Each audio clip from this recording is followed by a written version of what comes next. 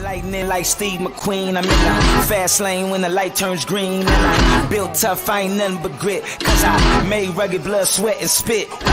Yeah, like a horse I fly. Better push yourself in for a bumpy ride. I like to play hard, but I work harder. And I weather the storm cause I'm built stronger. What is up, ladies and gentlemen? We are back. We are live. It is the Freight Coach Morning Show, the top morning show in transportation, coming to you guys every single weekday, 8:30 a.m. Pacific, 10:30 Central, to break down some industry headlines and, most importantly, provide some actual insight into what you can do with all of this information. If this is your first time tuning in, welcome. This is the real side of freight, everybody. What do I mean by that? I mean, I only feature guests on this show that are from the transportation industry. I only speak to them on my live show as well as my twice-a-week long-form podcast, mainly because I want to put the right information out there, you guys, that you can apply, utilize, and see meaningful difference in your business and your life from the people who have done what you're trying to do or the individuals who are currently doing what you're trying to achieve. So at the end of the day, you guys, it's also one of the many reasons why I probably fly this American flag behind me every single day. A, we're the greatest nation on earth, but B, I'm living my American dream, and I want to help each and every one of you live yours as well. Friday, it's Q&A day. I got a couple of questions that people already DM'd for me to answer on the show. And if you have any sales or operations related questions, drop them in the chat, whether you're watching over on YouTube, Twitter, LinkedIn, drop them in the chat. I'll answer them live on the show. As we know, every single Friday now is a designated Q&A day, so we can get all your guys' sales and operations related questions answered. And yeah, we can do that instead of breaking down articles. So yeah, we'll get to that shortly. But before we do anything, as always, I got to give a shout out to my friends over at VHub. You guys, vhubapp.com. Whether you're a broker, carrier, or shipper, we all need access to trailers. And the best part about it, though, if you're a owner op or a small fleet, you don't have to shut your operation down anymore. If you guys have a trailer in the shop, you can get on there and get one. And then in some situations, you get paid to move these trailers. That's right. Like that's on top of the revenue that you can get by loading these trailers out. So what they're working on right now is they have West Valley City, Utah, going up to Calgary, Alberta, and you get $1,550 US to move that. And then this one, they got 150 drive-ins down in Paragould, Arkansas, needing to get up to Mississauga, Ontario. So what you can do is if you're trying to get in with an enterprise level shipper, you can offer a drop trailer pool with this. You guys, you can grab some of these trailers, reposition them over to Nashville, bring them up to Toronto, maybe reposition them to Louisville, bring them up to that area as well. And they just got to be dropped off in Mississauga. And you get 1,000 Canadian per trailer on that. And then finally, they have Dallas to Long Sault, Ontario, and you get $750 US to move that. So hit them up, vhubapp.com. My friends Xavier Campos and Stacy Steen, they'll be in the audience. Just do me a favor. Let them know that the Freight Coach sent you. All right, let's get into it. Tracy St. Clair, good morning, TGIF. She's watching over on YouTube. Jerome Jones, good morning. Good to see you back in here today. And then April Maroney, good fucking morning, Coach. Fishing for Freight Friday. I love that. Dude, that's the 4 Fs, April. I love it. Thanks for tuning in. Zach Williams, happy Friday, everyone. Zach's with SPI Logistics, you guys. That's where my agency's from. If you want to join that team, hit him up. Hit up Zach. Madison Murphy, TGIF, she says, Jerome Jones, I do. If you want, man, get set up with SPI directly. I personally don't move a ton of dry van freight at all. I specialize in open deck and heavy haul. But by all means, man, I know you're in Ohio. And then also, Jerome, send me an email. I'll reach out to you. You can send me an email, chris@thefreightcoach.com, and we can get in touch and I can help you get set up with SPI and some of the other agents who might have some freight out in the Cleveland area for you, man. Let me see here. Devon Hamilton, great morning. Thanks for tuning in. Jerome, what is up? He says, awesome. Thanks for tuning in. Mario Herrera from West Valley City, Utah. Great show, Chris. #grit. That is correct. I appreciate that, man. Let's see here. All right. So brand new episode of the podcast, Coffee with the Freight Coach, is available right now with Mark Dirks with Blue Grace Logistics. And we talked all things marketing and branding strategy from a corporate level and like empowering your team to getting out there and building up a personal brand in the market and everything. It's really fascinating, to hear from someone like Mark, he's been in the industry for a very long time. He's worked for some large companies, and, it's just different hearing people's perspectives out there. And that's what I love the most about talking to as many people as I do, is hearing different perspectives from individuals who are like active, right? Like who are actually doing stuff in the market. I think it just brings a completely different level of insight to anything. And it's like, again, what can you learn from it? What can you learn from it? And how can you apply that to your business and everything? All right. So I got a message from Alexis Bailey. She commented on my post, so I'll mention her name because of that. And she said that she's going to go in and watch the replay later. So Alexis, this was her question: it was helpful sales books and podcasts. I personally, there are a couple of people that I follow religiously. If you're looking for, my favorite podcast out there is Real AF by Andy Frisella. He started out with the MFCEO project, and it's like literally 5, 6, I guess it might be like 800 episodes worth of content. I listen to that literally every single day. He gives out, and this is an individual who has built multiple 9-figure businesses from nothing. There's no funding. He owns everything. There's no VC money involved. He's bootstrapped and put in the work to build it up, him and his team, obviously, but he gives out a ton of great information. And he was one of the first ones that I started listening to when I went into business for myself back in the day. And I followed the strategies that he put out there for a lot of different perspectives. I followed his strategies and applied them every single day to what he was saying. And it's very true, because like you can tell, and really when you're getting out there and building something, whether it's your book of business, whether it's your actual business itself, in due time, after you get fed enough bullshit from people who haven't actually done it, you can really tell based off of the content that they're putting out there what information is real and what is not. And I have I have all the positive things in the world to say that. And to me, it is also, I follow Ed Milet a lot as well. And the guy's also a self-made guy. He's built multiple companies. And he puts out a ton of great information. And fortunately, so Ed and Andy have a group called the RTA Syndicate, which it's an entrepreneur group. I had to apply to get in. And fortunately, I was accepted into that about a year ago. So I've been learning even more detailed and in-depth stuff from them. And it's great. Gary V is another podcast. The Gary V Experience is another podcast I follow a lot. And a lot of his, like Gary V's information, I'll put it like this. Gary V's information and strategy is what you need to do to start. I haven't listened to a lot of his stuff lately, but early on, I just followed his strategy of every single day, multiple forms of content, post content. And some people are against it, but I'm all for it, because I feel like to develop your own strategy in anything, you have to fucking rip the Band-Aid off and you have to jump in. For me personally, stop over analyzing everything and just do. Right. And that's kind of like the big thing with, I think in Gary's content is just do.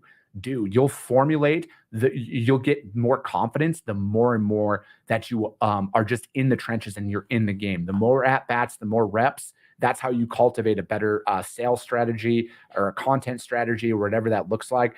You got to stop analyzing and you got to start doing. Books. For me personally, books, my favorite book and it is a business book, but it's not a business book as well. It's Extreme Ownership by Jocko Willink. I think that book is one that fundamentally changed my entire thought process on everything.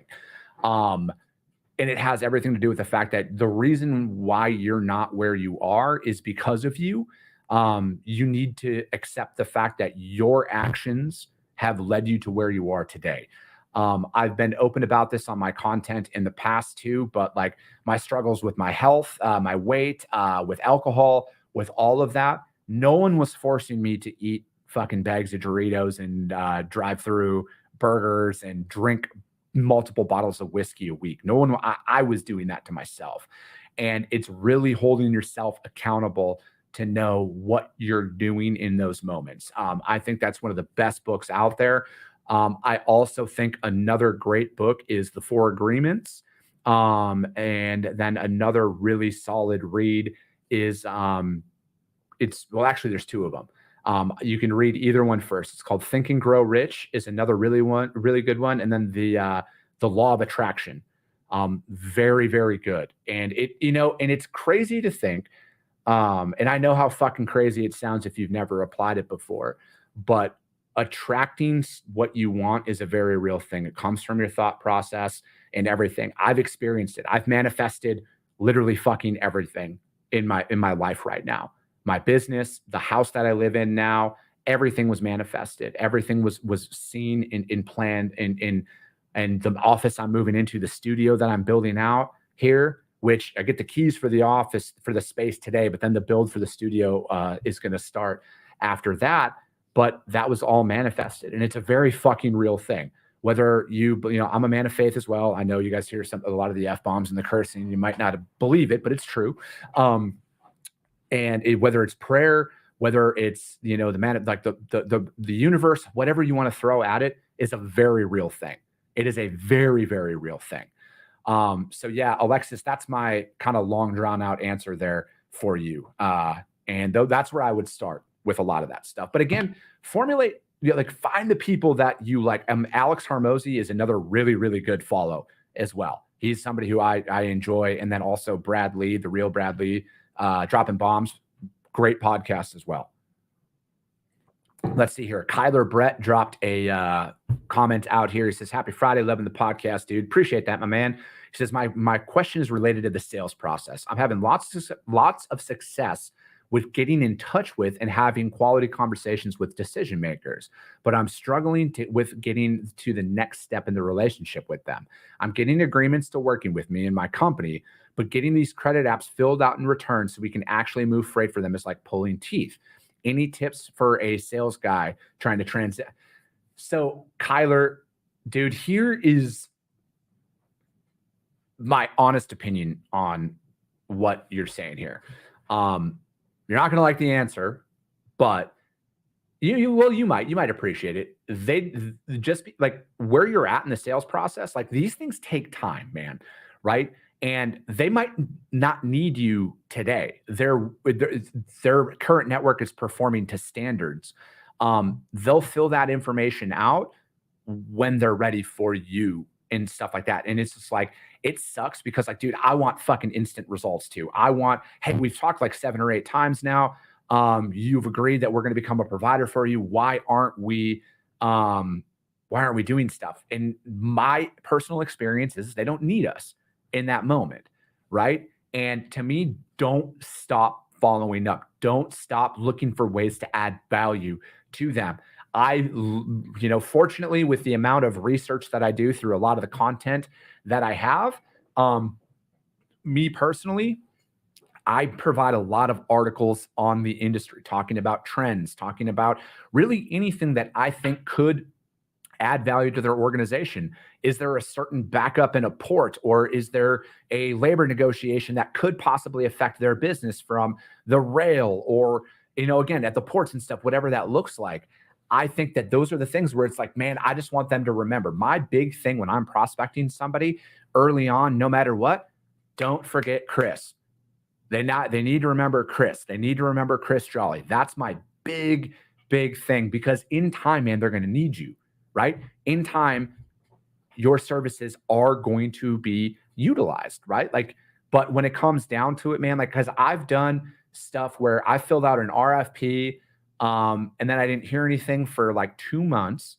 I tried following up, stuff just didn't happen. And then the setup process started, and then the setup process takes a little bit of time because their company has to be, it takes time, man. And that's the long and the short of it, I guess, man, is it'll be there as long as you're continuing to add value to them and you're continuing to stay present in these moments, man. You're going to get set up with them. Just don't get frustrated and walk away, because the second you do that, the next person in line is going to take that business, man. So keep that in mind. Sante, what is up from Tampa via New York City. He said, Madison Murphy, manifest 100%. Your mind, what you think connects to your heart and what you do. Amen to that, Madison. Amen to that. As a man thinketh, Sante says. And then, fuck, Zach. Zach. Zach says, what's the biggest oh duh moment you experienced in your career? Well, we only have 15 minutes left in the show, so I'm going to condense it. It was accepting the fact that I wasn't the fucking best at everything. For me personally, that was the biggest thing to overcome, was that and the fact that I don't know shit, and when you can accept that, like, hey, I'm not the best at everything. I'm not going to be the best at everything. I'm not going to overpromise my capabilities and underdeliver in those moments. And again, I'll never say don't take risks. Like, take risks because you need to figure it out, but be calculated in it, right? Dude, I've committed to some freight before early on in my career that I had no fucking business moving. I had no idea what I was doing in that. And it cost me a relationship, all because of my own arrogance, all because of me thinking that I was just I could just do anything and everything. And this is not the case. I mean, if you look at a lot of businesses out there, a lot of them are built off of core competencies. And that's just another reason why I'm always about do the niche, stay in the niche, stay in your lane. As you grow, as you establish yourself, then expand out from there. That's probably my biggest oh duh moment, was that. And I don't know fucking anything, and I got to continuously learn. And that's something that in all reality, I've only really started applying and adopting here over the last couple of years. I've never, up until the last couple of years, been a big reader at all. And reading constantly now is, man, there's just so much fucking free information out there, you guys. Or, yeah, it might cost you $20 for a book or $30 for a book, but there is so much valuable information out there. And my goal this year is to read 12 books and read 12 books and listen to 12 audiobooks. And I'm already on my 5th one of the year, but I would say that's, always be learning and trying to move forward with it. Fabian, good morning. What's up, my dude? Joseph says, great show. Here's your growth. I appreciate that, brother. Thank you. World's Barbecue and Smokehouse LLC. All right. Watching over on YouTube. Good morning. You're speaking to my heart there. I'm a massive barbecue fan. Yes. I love barbecue. Now my day's all thrown into the mix there. I love it. Jerome, hey, put up the link for the trailer relocation company. Hey, it's vhubapp.com. I don't know if it's going to be able to put into it. I'll reply to your thing here on YouTube in a little bit. Or Jerome, if you want to put some contact information in the chat right here, somebody from VHub who's watching the show right now will reach out to you direct if that works, or vhubapp.com, or I'll respond to your thing here in a little bit. I don't know if it will put into the chat if I drop it in here from the streaming platform that I use, but I'll get you for sure, man. Scott Snyder, Troops to Logistics. I appreciate that, sir. Thank you very much, Scott. Joseph Metten says, I have DOT CSA team members who have all moved international hazardous materials around the world and US. We are available for questions and understandings without charge based on LinkedIn. Dude, there we go. International hazmat? That's what's up right there. I've never done an international well, no, I have. Sorry, I moved it, but it was just into Canada. But that sounds a lot cooler. International hazmat. I love that. Nice work.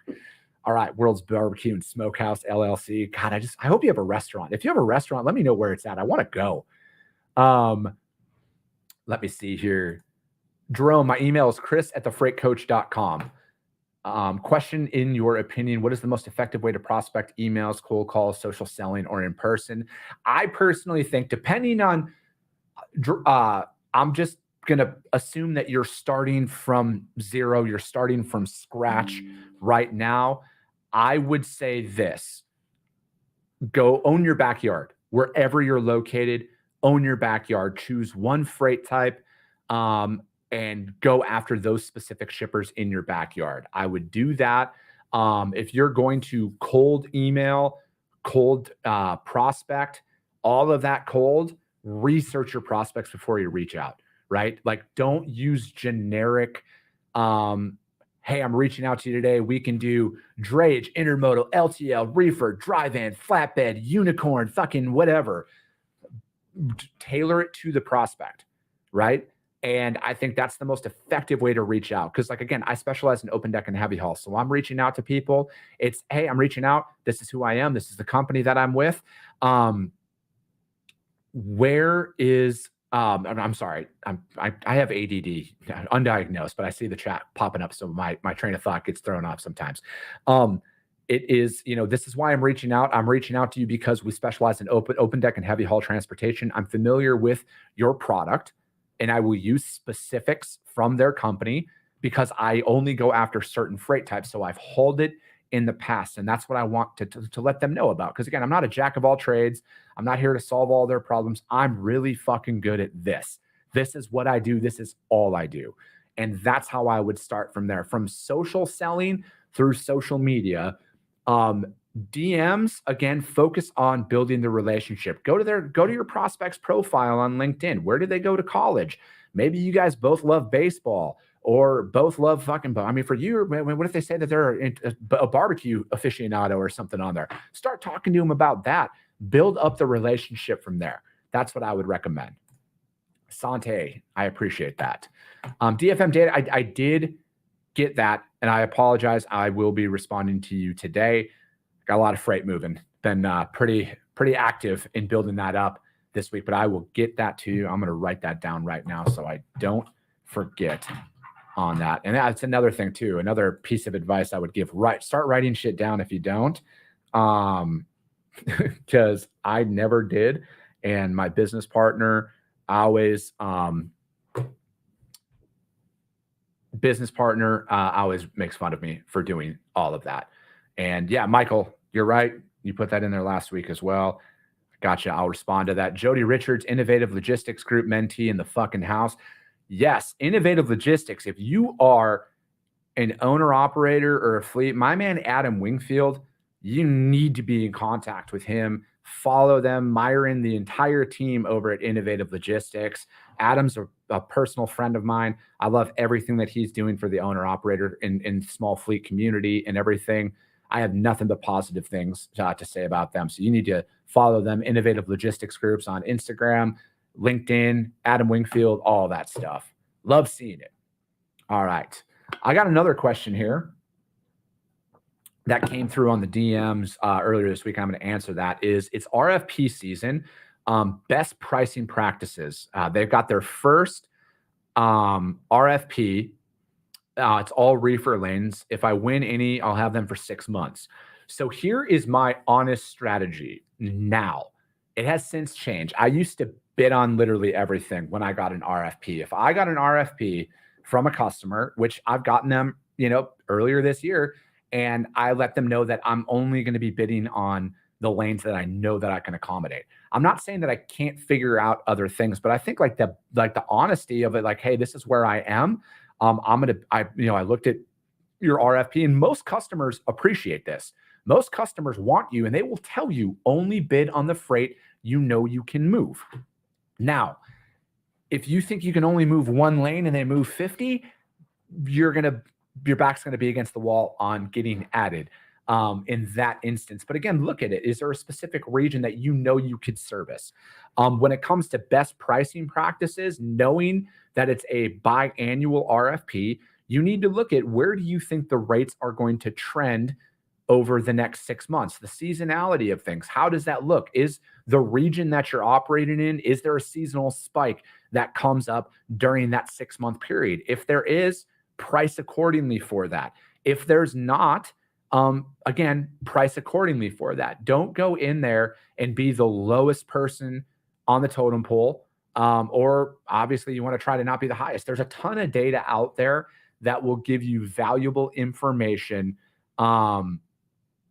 that you can use to price effectively for it. But my biggest piece of advice for RFPs or bids or RFQs or whatever fucking you want to call it, bid on what you can handle.